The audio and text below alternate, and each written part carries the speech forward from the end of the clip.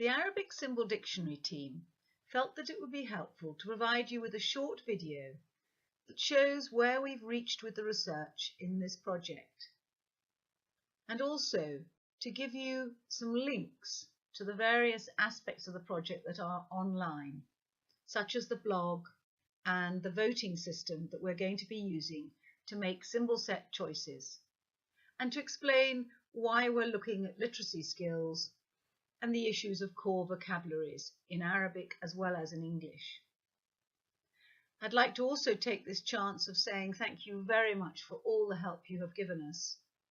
Without your participation, this research would not be happening, and I look forward to seeing you again in Doha one of these days. Thank you very much for your time today and in the future. At the outset of the research, we were very concerned about the lack of articles and papers around the use of symbols or pictograms in Arabic-speaking nations for those who cannot communicate well or have poor literacy skills. It seemed that in order to learn more about the issues, we needed to take a participatory approach to the research.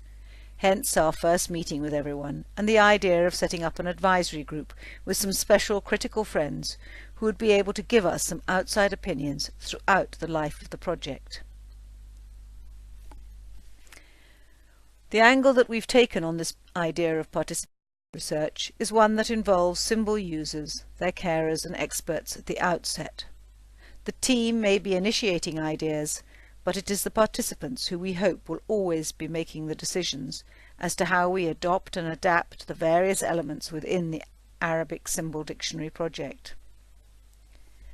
Very early on, it became clear that this was a dictionary that should not only help functional communication skills, but also literacy skills, and we began to look at the research that's happening in America and the UK, as to how we could include the features needed to increase awareness of sound combinations and segmentation in Arabic words and multi-words that encourage the acquisition of literacy skills.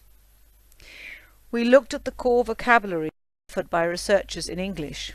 These contain the most frequently used words at various ages and stages, and are often short pronouns, interjections, verbs, adverbs and adjectives that are most often used in conversation and in text, rather than the easy to symbolize nouns. Gathering a corpus of the most frequently used words in Arabic is still something we need to research. It's clear that when translating these words into Arabic, it's not just the symbols that need to change due to the possible cultural differences, lack of clarity, etc., but also the way we link words and multi-words to those symbols. We've set up a system for collecting and comparing symbols from the various symbol sets available, so that we can better understand the differences that might impact on our understanding of how this will work in an Arabic dictionary. Do the symbols just provide the user with a communication phrases, such as a want or a need, like I want an apple, I like football? Or do they allow for the expansion of a sentence in such a way that the user can choose parts of speech, such as pronouns, verbs, prepositions, to make up the sentence? We took the English PCS symbols most widely used by the group that Tula visited, some of the Arabic translated symbols, the AAC symbol set, and some from Sclera. Both the AAC and Sclera symbols are freely available with a Creative Commons license, which allows us to use them as long as it's not for commercial purposes. The initial idea is to ask everyone who's been kind enough to help us with this project to decide which is the best free set of symbols, not only for the purposes of communicating and encouraging literacy skills, but also in terms of cultural sensitivity and appropriateness for the word and phrase that is linked to the symbol. We really do not wish to create a new symbol set, as many are already available, and we would like the symbols we develop to complement those already in use across the country. There's no way we wish to have a detrimental effect on those already using a particular set of symbols to communicate and learn to read, or to add to anybody's workload. The Arabic single dictionary we are researching and developing needs to complement all the wonderful work that has already been achieved in this area of AAC in Qatar.